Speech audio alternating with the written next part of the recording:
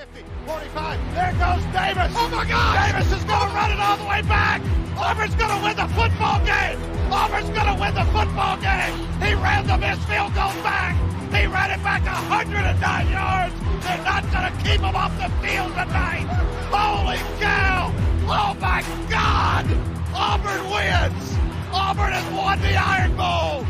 Auburn has won the Iron Bowl in the most unbelievable fashion you will ever see. Oh, welcome in, everyone, to the latest edition of the Dream Wager. Today is Wednesday, October 16th, 2024. This is episode 455 of the Dream Wager, and Elvis, football is back, baby, and it has been amazing so far. How the hell are you doing? I'm doing great. Coming off the best week so far in week 6. Got an interesting week coming up there. Let's get into it. Yeah, we'll talk about Sunday night football. Bengals get a big win at MetLife.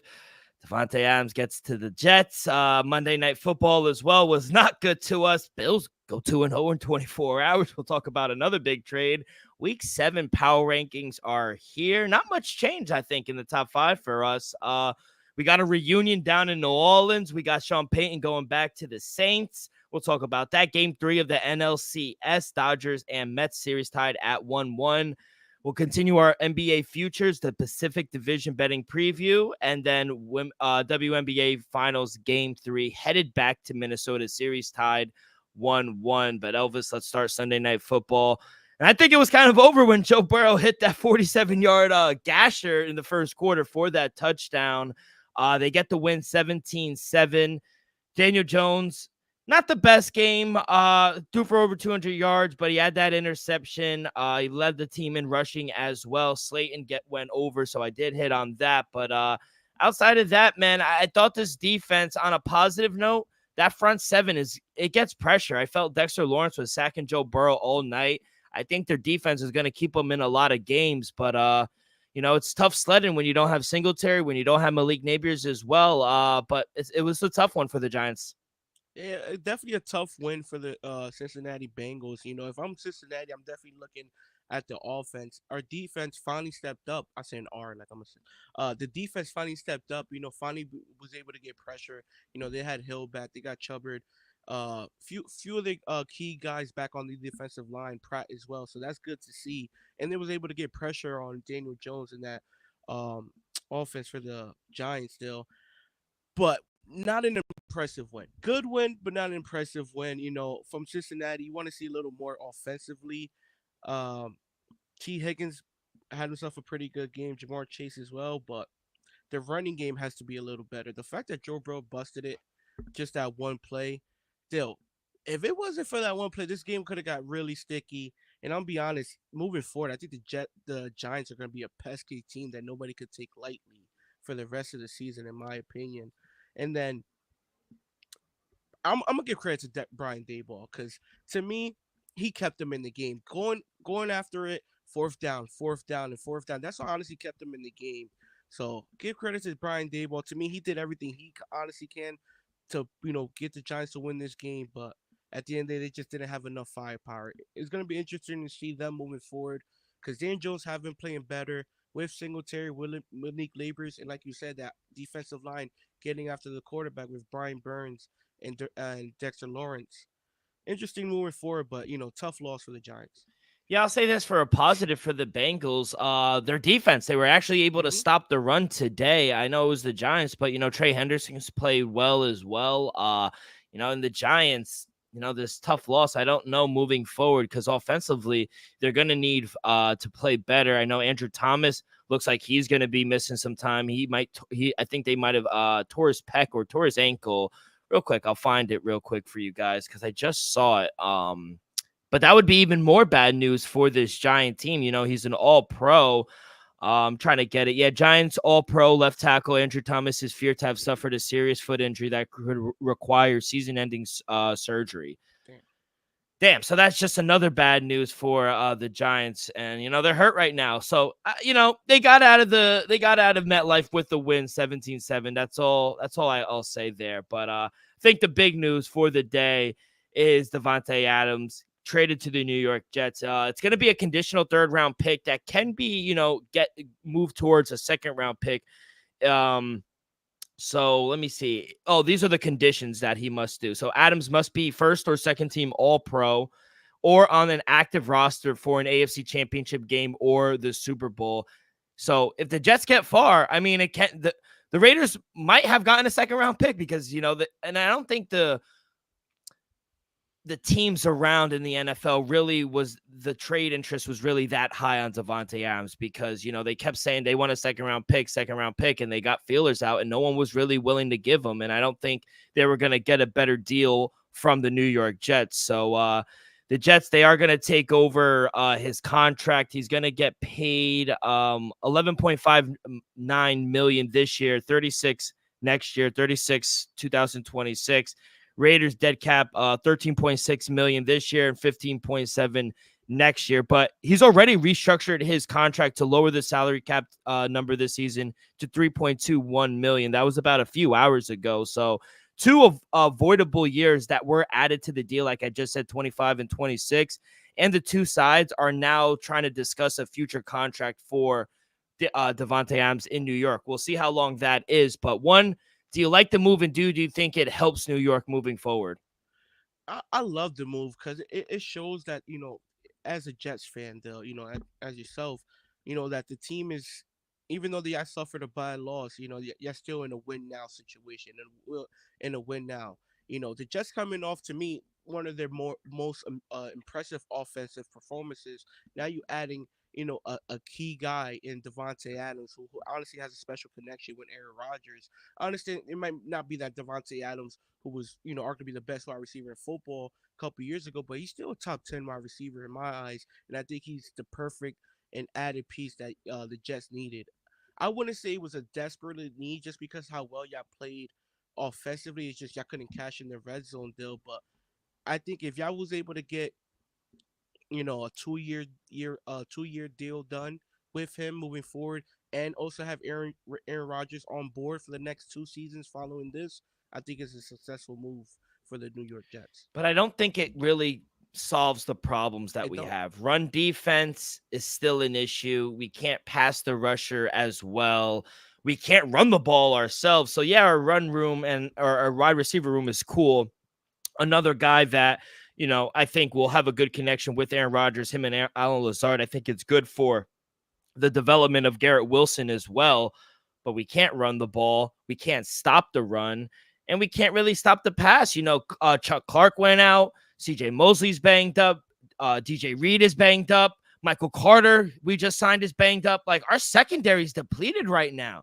I don't really trust this defense moving forward. And Elvis, we know how in the playoffs, it's all about matchups. Do you really think we match up well against any of the top teams in the AFC? We're going to go through our power rankings. They don't match well up against the Ravens. They would run for 400 yards against us.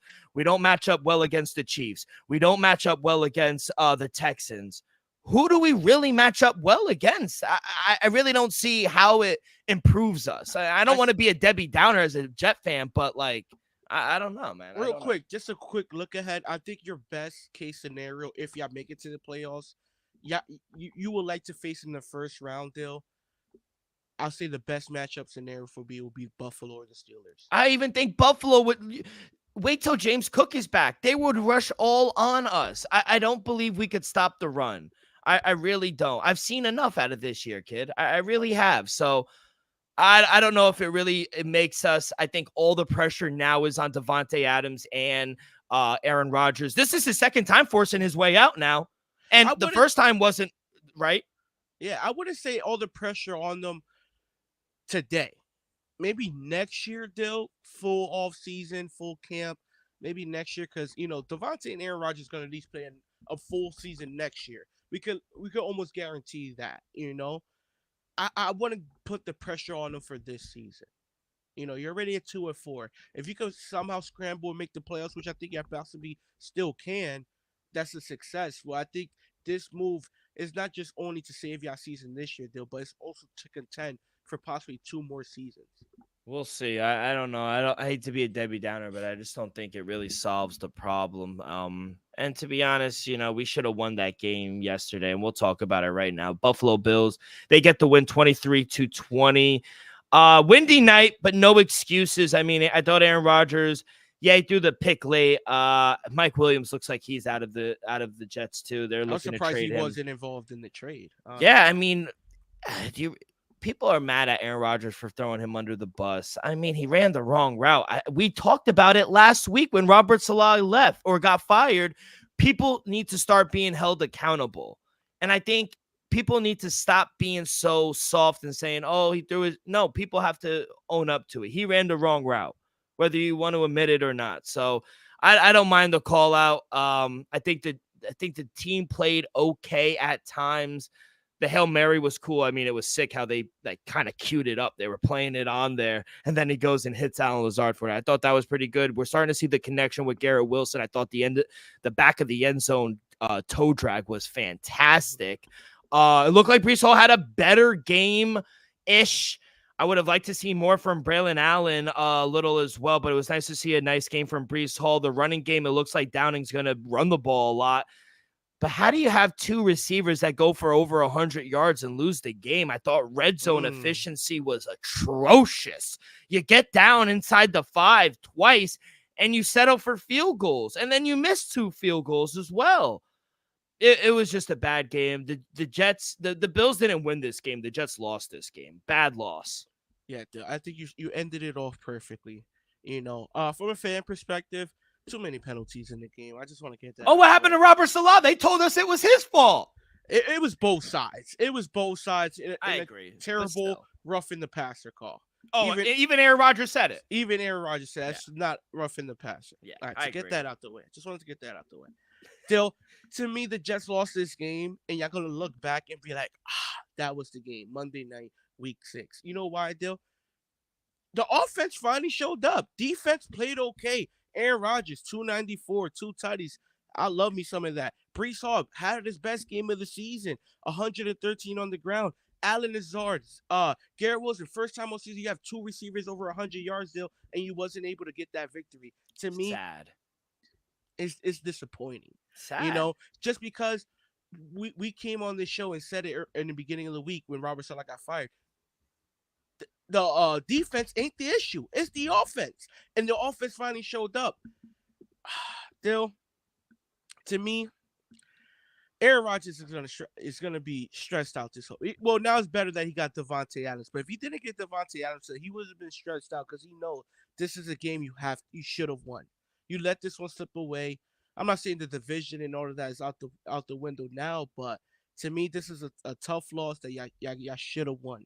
And for Buffalo side, though, to be honest, Josh Allen played pretty well against that defense. He had 2 tutties. He also ran one in, 19 for 25. That's say what you want about your defense not being as impressive as it was in these past years. That's still a pretty good defense. Still, Josh Allen did his thing. Ray Davis had himself a night. 20 carries, 97 yards. Ty Johnson as well. Still, I'm surprised they was able to run the ball successfully as they did. Soft. The Jets are soft. Put it this. Besides Devontae Adams walking into the building, I honestly think you need to get Hassan Reddick in the building. The Jermaine Johnson injury is starting to show a deal. Yeah. I've run defense is lacking. So great, good win for the Bills for putting it out. I think it was a tremendous play call in that third down to end the game. Yeah. It was to me that was a fabulous play. So great credit to Joe Brady after the but the bad decision making last week in Houston with a great play call in MetLife. So good job for the Bills. Yeah, Josh Allen's playing at an elite level right now, and that's the reason why you go out. On the same day, the team you just versed goes out and gets a future Hall of Famer. You go and get Amari Cooper as well. Bills go 2-0 in 24 hours. So, I think it was an amazing move as well. They desperately needed a wide receiver. I like Khalil Shakur. Dalton Kincaid is okay. He's kind of having a down year. Curtis Samuel hasn't done anything. The rookie, it looks like it's taking him a little longer to get settled. Dawson Knox, they have guys, but they're just not clicking. Joe Brady's even come out and said, we don't really have a true number one. We've been kind of scheming like we do. And They played good yesterday. Imagine they had Amari Cooper back then. They did that without James Cook as well. That's very telling. That says more about the Jets, how bad they are, than how good the Bills are. Another story for another day. But I just think they desperately needed a number one. You go out, you get a guy who, base salary all the way down to 1.21 this season. They just take on $807,000 to acquire him. And, they also get a 2026 seventh round pick as well, the Browns, and a 2025 third rounder. So fleeced them. Yeah, I thought it was a great move. I think it's even with the Davante Adams to the Jets move, I think. Yeah, I'm sorry, you're wrong. This is much. Don't get me wrong. Davante Adams is the better player. He's the better wide receiver, in my opinion. Absolutely. But you just said that didn't fix the issue. Davante Adams going to the Jets ain't a problem being solved. Amari Cooper going to the Bills is a problem being solved. You just said it, they don't have a true number one. Y'all have a true number one. Garrett Wilson and Alex Lazar, who's been playing like y'all number one. The Bills desperately needed a true number one wide receiver, and they got him, Dill. And to be honest, they fleeced the Browns. For that deal to get Amari Cooper, don't get me wrong, he's a little past his prime, but the Bills desperately needed a true number one receiver, and they got one now. I like the Bills more than I did last night, Dill. This Bills team with James Cook coming back, that defense is going to get healthier, Dill. Mike Milano's only a couple of weeks away. You know it and I know it. That defense is going to get better week in and week out. It's going to get healthier. Dalton Kincaid, he's playing better. Don't get me wrong. I still don't love what he's been doing, but he played better yesterday. Shakur, he came back from injury. He's going to be better moving along. So now you have a solid run game with a sprinkle of Josh Allen. Now you're adding a true veteran wide receiver to a young wide receiver core that has a ton of potential and already won 4 games this season, Dill.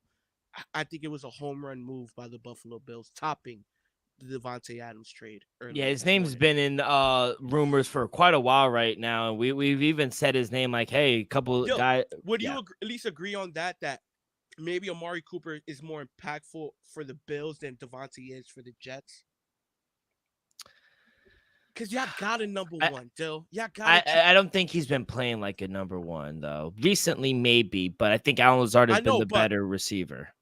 You said it, Dill, and I think a lot of Jets fans would agree. The offense, it hasn't really been the issue. Yes, it hasn't been playing at the At times it has been. Yeah, but yes, it hasn't been playing at the potential that me and you probably thought it will be at this point in the season. I think two things could be true. I think the move wasn't the move the Jets needed, like the Bills needed a wide receiver, but I think the Jets desperately needed Davante Adams. I think two things could be true. I think the Bills definitely solved their problem getting a number one wide receiver.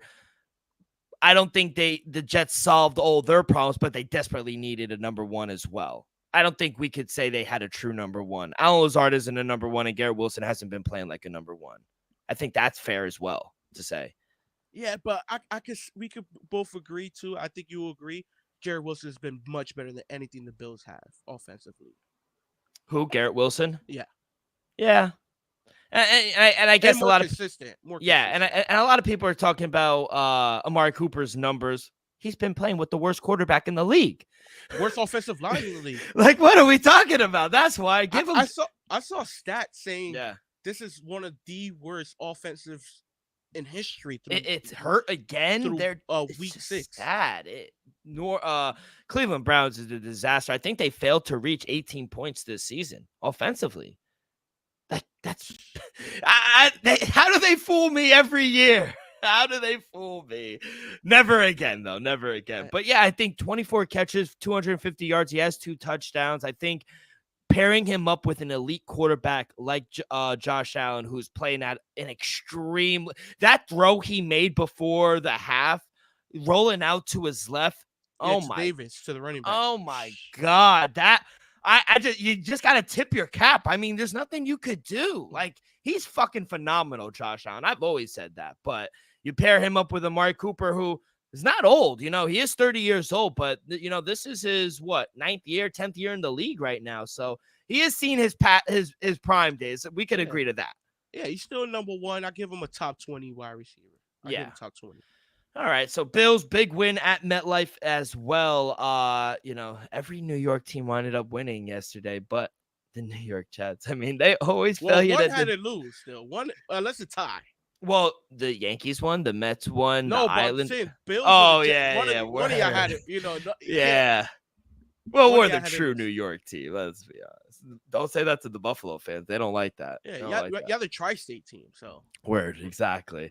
All right, okay, let's get to our NFL rankings. A lot of big teams had big weeks. Like you said, I think 1 through 5 might be the same. So I'm interested to see where we start. But I felt like you. I'm going to start it off because I felt like you last week, where I felt like 12, 11, and 10 could all possibly be 10. So I'll start at 12 real quick. I put the Steelers at 12. Now, we hear all the controversy with Russ and maybe him getting first quarter reps or first team reps. My heart of hearts, I think Justin Fields still has the starting position, if I'm being honest. Why make the change? You're 4-2. I don't think it makes sense. But I think 4-2 Pittsburgh Steelers are a really good team. They're running the ball, and I think Justin Fields has played enough. Now, 11, I had the Atlanta Falcons. I almost put them there. Atlanta Falcons. I like them. I think highly of them. 4-2. I think offensively they're really starting to go. We've seen a couple big games from Tyler Algier, Bijan Robinson, Drake London starting to turn it around as well. So I like them, but ultimately at number 10, I did pick San Francisco at 3-3 wow. because I believe down the road this is going to be a team that we're going to Down the see. road, they'll Yeah. now week 7 I power know, rankings. I know. Crucify me, but I am going to take the 49ers here as well. And I just think nothing has come easy for this team as well. They haven't been healthy going without Christian McCaffrey, Javid Hargrove. He's out. Dre Greenlaw. Like they're missing some guys on that defense as well. So it was a big win on the road in Seattle. They're running the ball. I think with Kyle Shanahan calling the plays, I think they will be all right down the road. I know they're 3-3 right now, but I believe in the 49ers down the road. I think they'll be just fine. So at 10, I did pick the 49ers. Still, I'm not mad at you. I'm not saying you're wrong. But all I'm saying is it's week 7. Week 10, they're gonna be there. I think they'll be there. Week 9, maybe. Week 11 for sure. Week 12 for sure.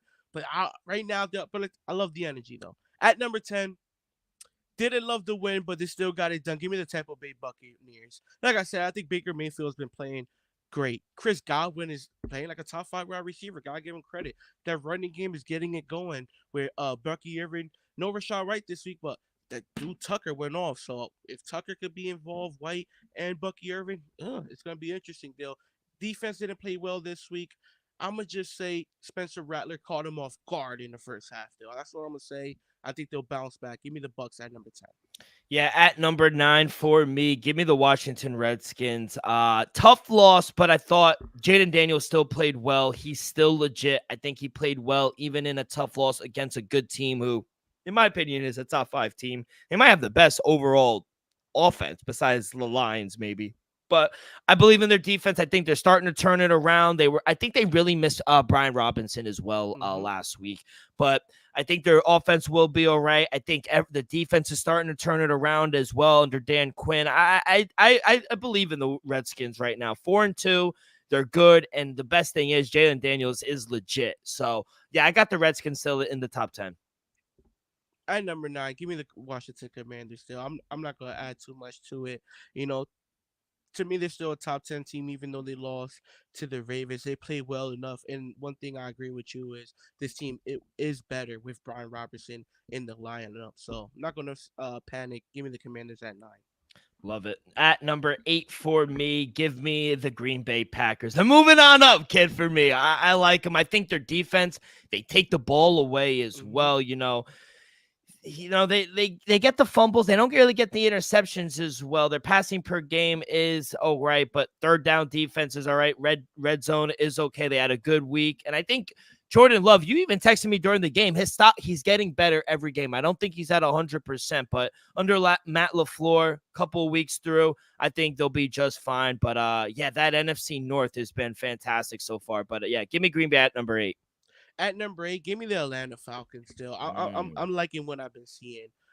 This offense is, I said it's going to take a while to get it going. I think it finally get it going. The fact that Kyle Pitts is being more involved for 2 straight weeks, to me, that's something. The fact that B. John Robinson and Tyler Algier both had huge games rushing the ball, to me, that says something. Kirk Cousins, he's still doing Kirk Cousins' thing there. He's looking pretty good. Drake London, like you said, he's emerging. Darnell Mooney, he's been impressive as well. Still, and defensively, we know they've been, you know, not as well as then that we honestly anticipated, but still that leaves potential to grow. I think defensively they'll get better. I think that defensive line eventually will start getting pressure on the quarterback. That secondary is still pretty elite. I think they'll be just fine. Give me the Atlanta Hawks, Falcons at number 8. Hey, we'll get to basketball. Give me a minute. At number 7, give me the Buffalo Bills. 4-2. You know, I like this team. I think the addition of Amari Cooper was great. You know, they started a season offensively under Joe Brady really good. Defense kind of took a little bit of a hit, but I think offensively they're really going to start flourishing here after week 6. So yeah, big addition. Big win on the road. They're in sole place, and everything is in their hands right now, and kind of a down year in that division. So I like what the Buffalo Bills are doing, and Josh Allen is playing at an elite level right now. So yeah, give me Buffalo at number 7. Yeah, at number 7, give me the Green Bay Packers. Jordan Love, he like you said, though, he's skyrocketing right now in my draft. Just in my power rankings as quarterbacks, he's skyrocketing right now. He's going up. He's getting better week in and week out since returning from injury. Josh Jacobs, I understand he's not getting the touchdown people, but he's been running the hell out of the ball. And Dill, that secondary, man, I know he's not going to get the credit, but it's playing like one of the best secondaries in football right now. Each game has a takeaway. McKinney, I think he has, 3 or 4 interceptions Yeah. this city. Quad Alexander is there as well. So if this Packer defense could keep it up offensively, you got Romeo Dobbs healthy, Jalen Reed healthy, Christian Watson still healthy this time of season. I'm surprised by that. Watch out for the Green Bay Packers. At number 6 for me, give me the Tampa Bay Buccaneers. What a whooping they gave the fucking Saints over the last week in New Orleans. And I think Baker Mayfield and this new offensive coordinator, Liam Cohen, could be real dangerous as well. You know, they put up 44 points. They also had a fumble recovery for a touchdown, 51 total points against the Saints, a team that was just giving up around 25% in the red zone as well. So it was really against a good defense as well. And 170. They're tied for the NFL leading on 178 points scored. This team could score. Baker Mayfield, Chris Godwin's having a good year. Mike Evans is kind of having an average year compared to his previous year. So wait till they start turning up. Bucky Irving is a beast. So I like this run game. And when you ever least expect it, Todd Bowles will dice you up and he'll just send everyone. So I like the Bucs. Give me them at number 6. At number 6, give me the Buffalo Bills. With the addition of Amari Cooper, I think they just make them that much better. I wanted to put them in my top 5, but I was like, you know what? Not yet, Dale. But Josh Allen, like you said, he's playing at an MVP level. With the running game with James Cook, to be honest, I'm surprised how well they ran it on Monday night without James Cook. And then defensively, like I said earlier, they're going to get better week in and week out, and they're going to get healthier. So give me the Bills at number 6. All right. And then number 5, like I said, I think we're around the same, if not a few adjusted. But number 5, I think they have one of the best teams. They're really clicking on all cylinders right now after that loss against the Raiders. Baltimore Ravens at 4-2. And, I think they'll go as far as Lamar and Derrick Henry takes them. They have the number 1 offense in the league right now. And I think it's them and the Lions that have the best offense. And I think matchups make games, and I think not a lot of teams match up well with the Baltimore Ravens. So, I do think they have to tighten up things of their passing defense, but outside of that, they stop the run. They have good linebackers. Secondary is a little banged up, but I like this offense under Todd Monken, and Lamar and Derrick Henry are going crazy right now. So, yeah, give me Baltimore at number 5. Yeah, I still got the same top 5 of last week. I didn't want to move it around. To me, I think every team still earned their respect for its spot. So I'm going to go with the Texans at number 5. Still the same as last week. To me, impressive win because he took care of business against the Patriots. But, Drake May, too. Drake May look good. But other than that, CJ Stroud didn't have a monster game. Defensively, they played okay, but Drake may still light him up. It was good to see Joe Mixon back. Glad he had a good game. Just bad that it was against my Patriots. But with Joe Mixon back there, that this Texas team really can flex their muscles. It'll be interesting when they get arguably the best wide receiver in football back, Nico Collins. So give me the Texans at 5. At number 4, I have the Houston Texans. I tried to not throw a diss, but I was like, they really don't cover big numbers, which is why I was on the Patriots with the big dog. But they're undefeated in one-score games. 4 of their 5 wins have come with being one possession, including 2 on game-winning drives as well. So they're clutch.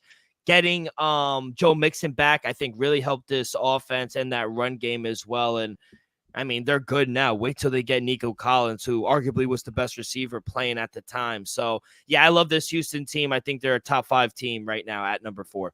At number 4, give me the Baltimore Ravens still. Derrick Henry, he's just been a monster, to be honest. It's a damn shame Dallas didn't sign that man. Especially now. Looking at things now, it's a damn shame for the price tag. Lamar, he might go back to back. I'm not definitely sure I'm not breaking news here, people, but Lamar Jackson's live to go back to back MVPs as we speak right now. He's playing great, and Zay Flowers though he's developing. He's developing. It's nice to see Mark Andrews in catching balls as well. So give me the Ravens at number 4.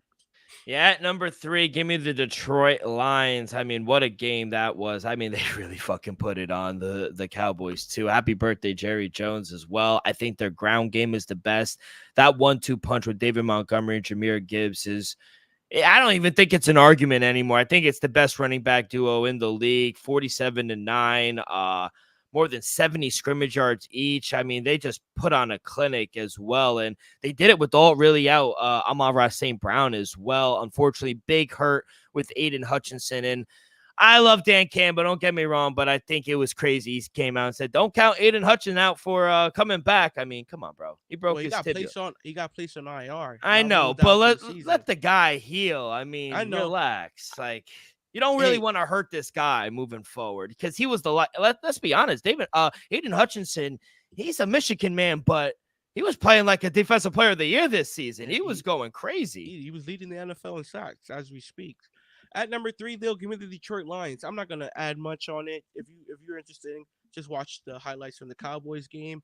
One thing I'm gonna say, though, I just want to see if I can speak something into existence. We just saw the Browns let go a Pro Bowler, Amari Cooper. I wouldn't be shocked if the Detroit Lions make a call, Dill. They just lost arguably the Defensive Player of the Year front runner in Hutchinson. I wouldn't be shocked if they make a phone call for Myles Garrett, Dill. See what the Browns are interested in. We know the Browns got to rebuild.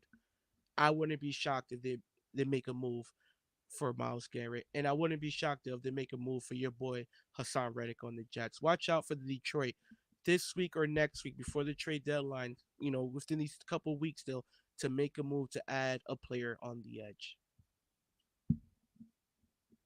You're muted. My bad. Yeah, I said don't be surprised if they do trade Hassan Reddick as well, because the Jets did say that he is on the trade block as well. But yeah, good call. I think he will be on the move as well. And then the last 2 for me, same. They didn't change. Vikings at number 2.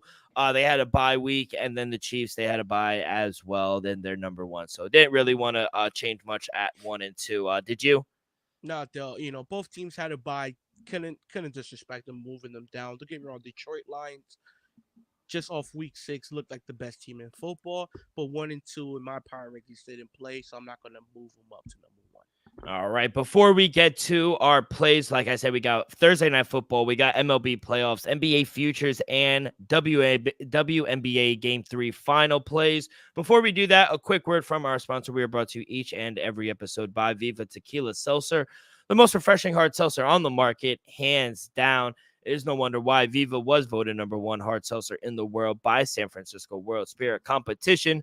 With only 88 calories, 0 carbs, 0 sugar, and a light 4.5 ABV, Viva is the perfect drink for your post-game celebration, as it was created with that active lifestyle in mind. We flavor tequila seltzer because flavor is the spice of life, and we like our drinks with just a kick just like how we like our lives. Whether it's Huckleberry playing around the golf with the boys or a new flavor coconut, watching Thursday Night Football, it doesn't matter. Our favorites pair perfectly with that Artisanal Blanco tequila for that subtle and refreshing drink. Our belief here at the Dream Wager and at Viva is to live long, live well, and live it up. All right, kid, let's get to it. Thursday Night Football. We have a reunion down in New Orleans. We got the Denver Broncos and Sean Payton going down to first the Saints. Line opened up at 3.5, 3-point favorites for the Saints. It's flipped now. Denver laying 2.5 on the road, minus 135 on the money line, plus 2.5 for the home team Saints, plus 118 for Spencer Rattler, and the Saints will start there. Line's completely flipped now. How are you going to play this revenge spot here for Sean Payton? To be honest, still, I'm torn about this one. In my mind, I think the Broncos are the better team. I think Bo Nix is going to be just the better rookie on the field at the quarterback position come Thursday night. But something about the Saints still, I don't know if they're going to lose 5 straight games. That's my biggest thing for the Saints. By the way, real quick, Dennis Allen still stinks. I had to. You give him credit after week 2. But now he stinks. Yeah, he got exposed. Yeah. Exposed. Realistically, it's just tough for me to see the Saints lose 5 games. I think they will. I'm gonna lean the Denver Broncos minus 2.5. I think it's gonna be a tough task. I think Sean Payton. Honestly, this is a huge game for him. Personally, This is a huge game for him. I think defensively with the Broncos, though, we know that's a top 10-ish defense. I think they're gonna make Spencer Rattler look more than a rookie than he did last week against Tampa, which he played pretty well in my opinion against Tampa, especially in the first half. Second half came down a little bit. Tampa and Todd Bowles made some second half adjustments. I feel like Denver got that film, and I think they're gonna zone in on the rookie. Bo Nix has been playing pretty well in my opinion, Dale. So I'm gonna go with that. My official play will be Bo Nix. I'm gonna take Bo Nix over 186 passing yards. He's went over this mark 4 out of the last 5 games. Besides your New York Jets, still he's been over this. Not just over this mark, been over 200 plus passing yards. 4 out of the last 5 games. In my opinion, I think he'll go over 2 again. I think 186 is too short. Don't get me wrong. Dennis Allen, low revenge spot is him going against his old, you can say boss and Sean Payton. But I think Sean Payton got a few tricks up his sleeve, and I think this is a personal game. Give me Bo Nix over 186 passing yards. Yeah, I would take the Broncos here. I don't know if I'd lay the 2.5. If you want to lay it, minus 130, minus 135 on the money line. I do think the Broncos are the right side. I think defense is, I guess, the main handicap here for me. Broncos, they have a good defense. 4th lowest EPA per play, 3rd fewest yards per play, 4th in defensive DVOA, and 4th in defensive grade Pro Football Focus. So they have a top 5 defense right now, and they're versing a rookie quarterback. And their offense is hurt right now. Rashad Shaheed, he's hurt right now. Chris Olave, concussion. Short week, looking like he won't play. Exactly. And you mentioned it. They've lost 4 in a row. I think it's going to be 5. And, Bo Nix, he's only turned the ball over once during their 3-1 stretch in the last 4 games. So they're protecting the football with a really good defense. I think they're the right side here. I think Sean Payton gets the last laugh. So, yeah, I'm going to take the Denver Broncos as my official play. Now, the total has jumped. It opened up at 42.5. Now it's all the way down to 37. I see some 37.5s. You agree on the line movement all the way down? Yes, but I feel like it's too short. I think Bo Nix has at least shown you enough that he's able to at least move the ball and put some points on the board. And then with the Saints, still they have talent. Rashad, he could hit a deep ball. He could score one on just one play.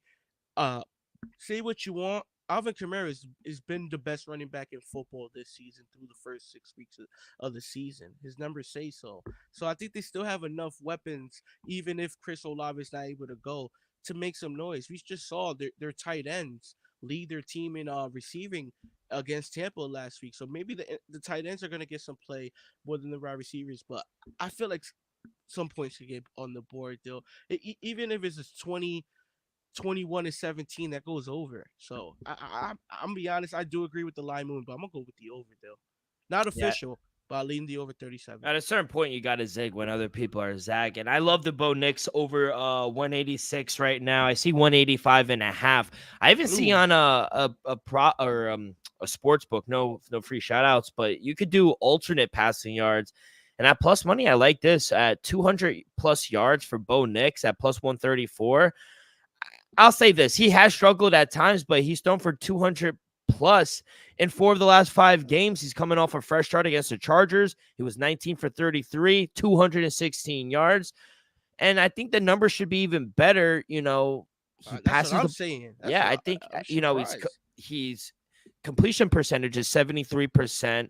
Went down a little bit, but opposing quarterbacks, they've thrown for 300 plus yards against this New Orleans defense as well. So I think Bo Nix 200 plus, you could the 185.5 I love at his prop, but 200 plus, I would ladder it. Honestly, I think Bo Nix could throw for 215, 230 against this defense. So at plus money, I love the Bo Nix passing prop as well. I'm glad you went that way. Anything else in this Thursday night game? We talked about the side. We both like the Broncos. You're actually going to lean the over on the small number, Yeah. and we both love Bo Nix.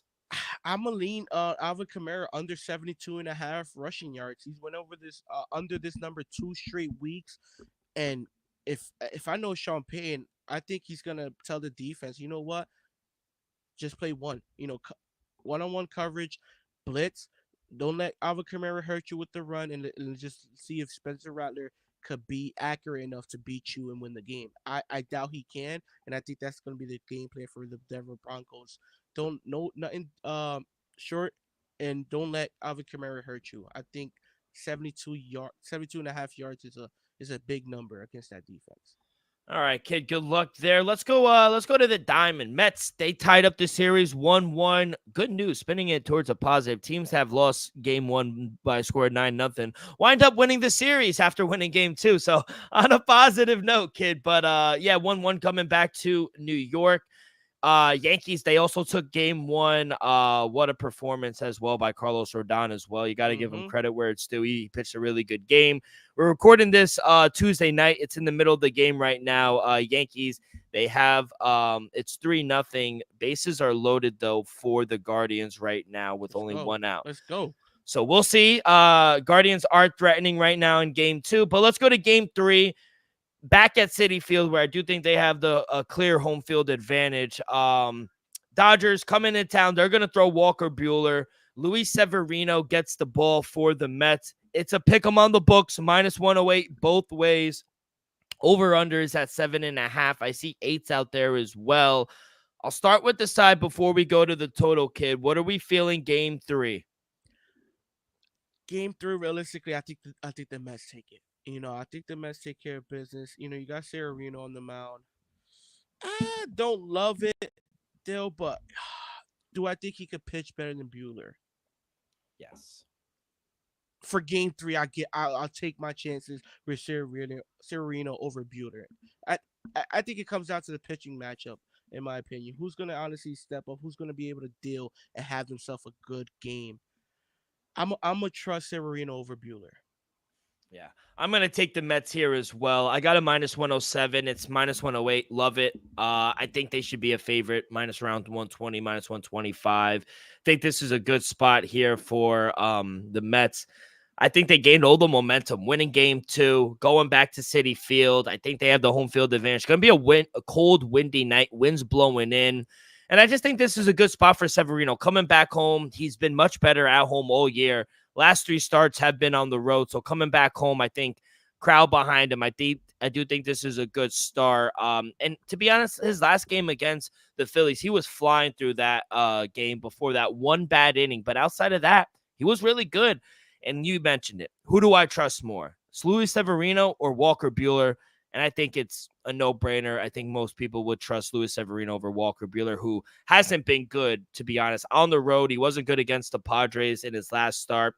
Severino's a guy that gives you good length, 6-7 innings. We can't say the same thing about Walker Buehler. So Eventually, I think the bullpen will get used up for the Dodgers, and that's when the Mets start hitting. Late hitting Mets, and I know it's cliche, Elvis, but this Mets team really never quits. That whenever they get going is around the sixth, seventh, eighth inning.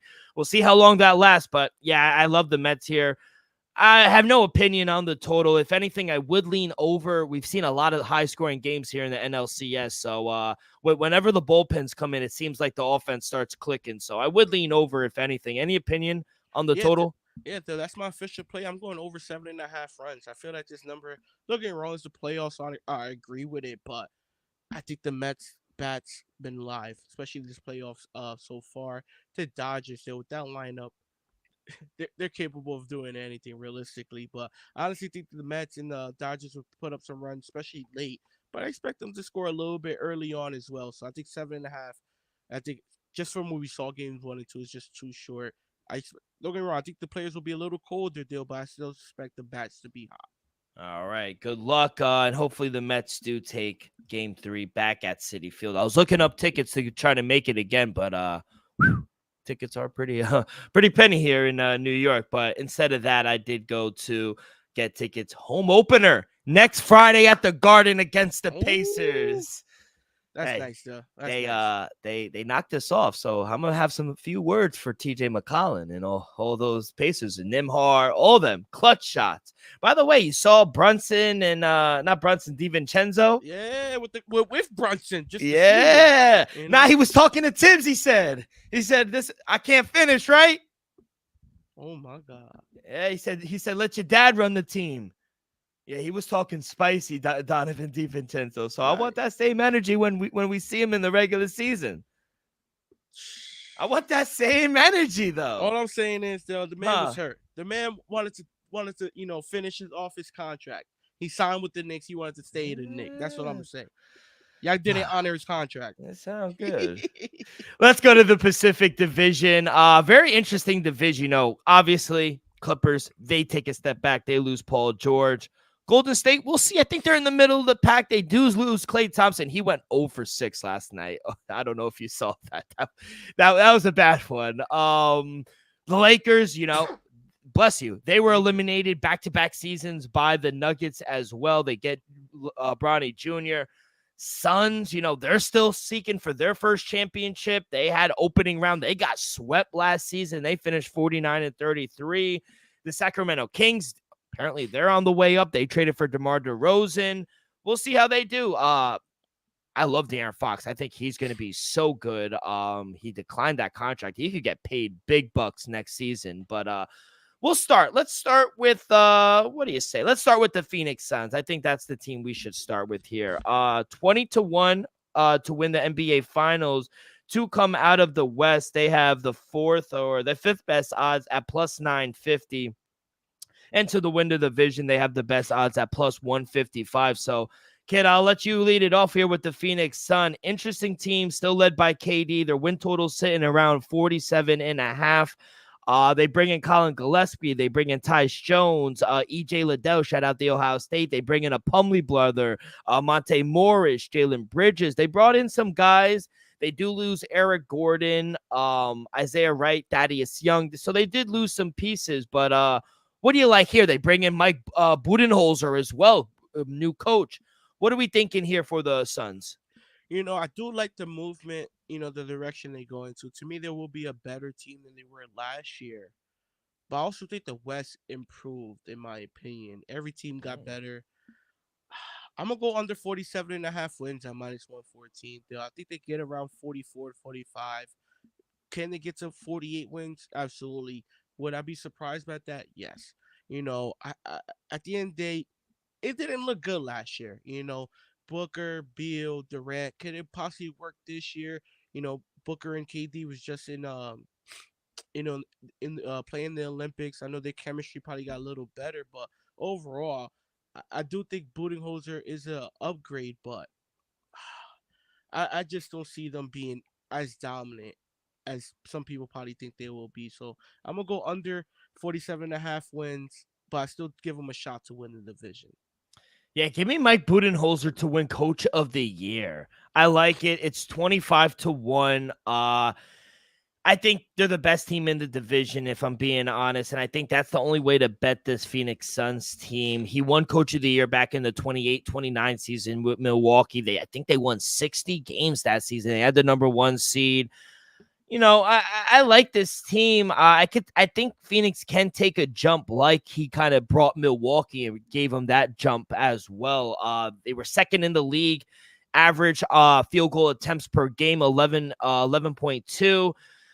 I think their ceiling is high. It all depends on the superstars and their health. But, I think the market likes them. I think they could be a contender in the West. I agree with you. I think the West did get better, but I think the award market is the only way I would go. So at Mike Budenholzer to win Coach of the Year at 25-1, I think that's a good bet. That's going to be my bet for the Phoenix Suns. Let's go to the next team. The Sacramento Kings. This is a team I think a lot of people like. Win total 46.5 to win the division, plus 275 to win the West, 25-1, and then to win the NBA Finals at 66-1. Like I said, they bring in DeMar DeRozan, they get Jalen McDaniels, they get Devin Carter, Isaiah Crawford as well. They do lose Harrison Barnes, JaVale McGee. They lose. That's about it. That's all really I know. But outside of that, kid, I like this Kings team. What do we like here? I like this Kings team a lot too. Though I'm gonna go over 44.5 wins at minus 112. I'm gonna take the Kings to make the playoffs at plus 140. I think they have a shot to win the division. I'm gonna take them to win the division at plus 290. One thing I could say the difference between them and the Suns, they're deeper in my opinion, not as star studded, but they're a deeper team, and I could trust their health more than the Suns moving forward. Give me them to win the division. Give me Sabonis to lead the league rebounds per game at plus 190. And then it's chalky, but to make the playoffs, I'm minus 150. I think this. I'm not sure if they get it straight up. Like I said, the West is loaded, but I think the Kings, even if they make the play, and they still somehow make the playoffs. Yeah, I'm gonna take it. It's a prop over at one of the sports books. A few of them have it, but I'm gonna take the Phoenix Suns and the Sacramento Kings to win the division. Not win to make the playoffs together. And you could combine that at plus Ooh. 300. So I like both of these teams to make the division. I think one of them will win the division. Either it's the Suns or the Kings, but ultimately I think both will make the playoffs. But I think that's a way to really attack this market as well. I think the Suns or the Kings can finish at top of the division. Suns, Lakers, I don't think they have the value. I think they're a few years away as well. But I just prefer this Kings roster more than the Lakers, especially, Sacramento stars. They're younger as well than the Lakers as well. So, they led the league in offensive rating in 2022, the Kings as well. They had a playoff berth back in 2006 as well. So, they ranked 13th in offensive rating last year. I think they could take a step up with the addition of DeMar DeRozan. I think Keegan Murray, you're high on him as well. I think he could take another step as well. And I expect a lot of high-scoring games with this offense in the Sacramento Kings. Defense needs to step it up a little, but I think it's either going to be the Kings or the Suns win this division. I agree, though. Let's go to the next team. Let's go to the Warriors because I think they're around the middle of the pack, in my opinion. I think that's what the odds makers think as well. Their win total sitting at 43.5. They have the third best odds to win the Pacific at plus 375. To come out of the West, 20-1 to win the NBA championship, 40-1 as well. Obviously, they lose Klay Thompson. They lose Chris Paul, Dario Saric as well. They bring in Buddy Hield. They bring in slow-mo, shout-out Jersey, Kyle Anderson as well. What do you like, kid? Because I think we could see a bounce-back season from Steph and the team. I don't see it. I don't see it. It all depends on Kuminga. If Kuminga takes that next step, like that all-star step, the Warriors could possibly do something. But without Clay, they're aging. Don't get me wrong. I think Steph is still one of the best players in the league, but Steph can't.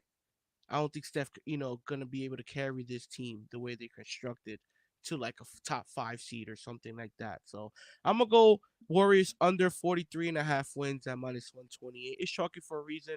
You gotta respect Steph. I think Steph will be great. He'll be fine. I just don't expect the Warriors to be great or be fine. Not to make the playoffs at minus 108. Wow. Steph just scores 60+ points anytime this season at plus 900. I think Steph could at least hit 60 one time, Dill. And I give him a shot to make the play in at plus 135. I wouldn't be surprised they will get to the 10th or 9th seed and make the play in and then get eliminated like they did last year. Wow, I'm going to be on the complete opposite, kid. I love the over 43.5 wins. It's chalky. It's at minus 125, but I like it, man. I think the Warriors won 46 games last year in a loaded West. They finished 10th in a loaded West. They ranked 11th in net rating, even with Draymond Green serving multiple suspensions last year. So, and I also expect big leaps from that Brandon kid as well. I can't pronounce his last name, but I think it's Pizemic. Yeah, exactly. So he's going to take a leap. I expect Jonathan Kuminga. You mentioned him. In fact, I think if you look at the most improved player, I think he should be the favorite as well. I think he should be the favorite for most improved player of the year. They haven't finished below this win total in an 82-game season since 2011. Over 10, 15 years, kid. I just don't see it. Even in a bad year, I still think they could win 44 games, 45 games. So I think the market is underrating how good this team can be this year. So I think yeah, I believe in him. And like I said, if Kuminga takes that step, he has to be an all-star. Well, maybe not an all-star, but at least be in an all-star conversation. I think that's fair. Yeah, I think that's fair. All right, kid. Let's go to the Lakers. We'll finish with the two LA teams. Lakers, their win totals at 43.5 to win the Pacific. They have the fourth best odds at plus 400 to come out of the West at 20-1 to win the NBA championship at 40-1 as well. Obviously, new coach JJ Redick as well. They get the kid out of Tennessee, Dalton Connect, Bronny James. They wind up getting rid of Spencer Dinwiddie as well. So what are we going to do here? There's a lot of different ways. You could do a player prop. You could do a win total. What are we thinking for this Laker team? I'm going under 42.5 wins. I love LeBron and AD. Don't get me wrong. I think this team, if healthy, could be better than they were last year. It's just a big if for me.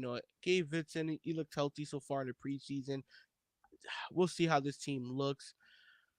I just got to see it. JJ Redick as a coach, I think he'll be good, not great, but we'll see. He could prove me wrong. I just don't love this Lakers team. To me, they're like the Cowboys. They didn't really make any improvements. I understand LeBron took a little of a discount, from the top end, but yeah, then wasn't able to grab anybody. It's not like I was able to grab DeMar DeRozan or somebody like that. So I like this Lakers team personally, but I just didn't see how they improved from last season. Give me under 42.5 wins, and I got them to make the play-in once again. Ever since this play-in scenario started, the Lakers been in it every single year. I think they're in it again at plus 150. Ooh, very interesting. Because they won. What did they win? They won 47 games last year as well. This is another the team. West got better. Yeah, I know. I agree. I do think the West got better. It's some teams, like I think the Grizzlies will be much better. John Morant coming back. Remember, he's not going to be suspended the first 20 games of the season, and he won't be out with an injury for the remainder of the season. Well, hopefully not. To me, there's teams that just got better and will be better still. So it's going to be a tough task from some of these older veteran teams, and I think I'll be right about that, in my opinion. All right, let's go to I have to do my play. I was just telling you I didn't think that. But I'm gonna play it somewhere different. I'm gonna bet on LeBron here. There's an interesting prop at a sports book, and some of them have like season-long averages of what they're gonna average. And I thought this market was kind of underrated because of the passer that LeBron is. I'm gonna take LeBron James to over 7.5 assists per game this season. It's at minus 115. I think. Honestly, I see the win total. Going back to the win total real quick, I see it as low as 42.5. So I think we're at really like a buy low market here. So I don't want to bet on the longevity or the health of Anthony Davis for a second year. So I think, betting on LeBron, I think is more favorable for a guy that's as durable as he is. He averaged 8.3 assists per game last season. It marked the third time in the last 6 years that Los Angeles that he averaged 8.3 dimes. So, I do think he's been one of the best passers in the league. And I think think 7.5 or 7.9 is kind of low. I think it's around 8.5 assists per game. So, I think Lakers, they become a sneaky elite offense last year when, getting D'Lo back into the starting lineup, Austin Reed, Roy Hachimaru as well. So I think JJ Redick, he's already said that this lineup, that's going to be the starting lineup. And, there's a chance I think LeBron is going to really dice it up this season. So I think there are multiple paths for him to clear this average. I just think it's too low ultimately. So, over 7.5 assists for LeBron to average next year. Let's go to Enley. We'll end with the Clippers. They finished 51-31 last season. They lose Paul George in free agency, which he did get banged up last night as well, which didn't look good. Win total 41.5 this season. Win to win the Pacific plus 450. Come out of the West plus 2,500 to win the NBA championship at 50-1 as well. They bring in Chris Dunn. They get Derek Jones, Kevin Porter Jr., Nicholas Batum. They wind up losing, like I said, Paul George, Mason Plumlee, Russell Westbrook as well. What are we looking here? Going to be a down year for the Clippers? Yeah, definitely a down year. Last year they were a 51 win team. I'm gonna go. You said 41.5. Dude, I got 37.5 wins. Still. Oh, shit's gone down then. Yeah. Yeah. Shop around. I'm gonna go over 37.5 wins. Still. I think 14 wins is a major drop off. Don't get wrong. I don't see 50 wins. I don't see 51. But I still think this Clippers team with Ty Lue, Kawhi, James Harden and company, I still think they could win, around like 40 games, 42 games. So over 37.5 wins. Don't get me wrong. I do expect the Clippers to take a step back, but not a major step back. So give me over 37.5 wins. That number's just too short, respectfully. And give me James Harden to lead this league assists at plus 900.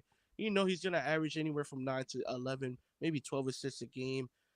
James Harden's just been a great point guard for almost a decade now, and he kind of put his scoring first mentality to the side, became a pass first type of player, Dylan. And I think we're gonna see that once again. So I wouldn't be shocked if he leads the league in assists at plus 900. Yeah, I'm going to take the Clippers to win the play-in tournament. I see it at plus money as well. They won the division. They won the division last year, right? Yeah, they won the division. They got the number 4 seed as well. But, losing a guy like Paul George is tough. I don't think it's – and then we see reports now Kawhi Leonard might not be ready to start the season. So I think they're in a transition spot as well. He does have an injury history as well. And I think this team could be kind of even keel. Minus 185 to miss the playoffs. I like the plus 150 to, get there. Assuming Kawhi is healthy, I think the Clippers have a chance to get into the play tournament at plus money. So I'll take a chance here on the Clippers. I'll believe in Ty Lue, like you said, as well. So that's going to do it, kid. Only one division left. Any play here for WNBA Game 3 finals? Yeah, like I said, I think Minnesota got lucky for Game 1. Crazy comeback. Give them credit. I still think New York is the better team. I don't know about laying the 3.5. The money line is chalky, minus 162. I'm not going to do it, but I'm going to lean the minus 3.5. Yeah.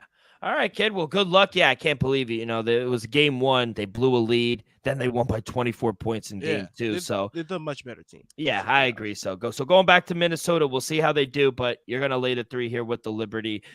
Kid, any last words here before we get up out of here?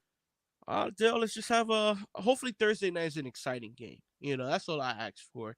Hopefully it's not a boring and the game goes under. Hopefully none of us took the points, so hopefully the game is go over. Hopefully we see a 35-20, 28 game, honestly. Elvis, good luck. God bless.